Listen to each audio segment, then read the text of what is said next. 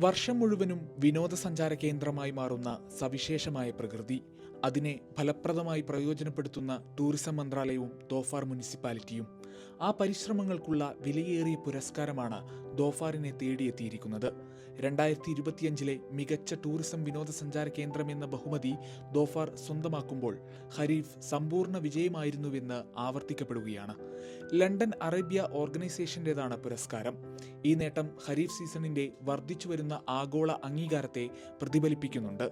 വിനോദസഞ്ചാര മേഖലയിലെ സുസ്ഥിര വികസനത്തെയും ഈ പുരസ്കാരം ഉയർത്തിക്കാട്ടുന്നു. ഫലപ്രദമായ ആസൂത്രണം, സംയോജിത ശ്രമങ്ങൾ കാരണം ഖരീഫ് സീസൺ മാതൃകാപരമാണ്. Dhofar governor Sayyid Marwan bin Turki Al സയ്യിദിൻ്റെതാണ് വാക്കുകൾ.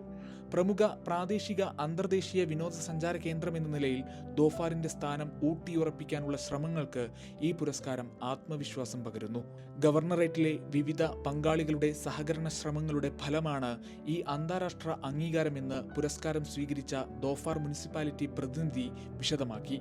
അന്താരാഷ്ട്ര ആകർഷണം, സാംസ്കാരിക പാരിസ്ഥിതിക വിനോദ പ്രവർത്തനങ്ങളുടെ വൈവിധ്യം, അടിസ്ഥാന സൗകര്യങ്ങളുടെയും സേവനങ്ങളുടെയും ഗുണനിലവാരം എന്നിവയുൾപ്പെടെ നിരവധി സൂചകങ്ങളുടെ അടിസ്ഥാനത്തിലാണ് ലണ്ടൻ അറബ് ഫൗണ്ടേഷൻ ധോഫാറിനെ മികച്ച ടൂറിസം കേന്ദ്രമായി തെരഞ്ഞെടുത്തത്.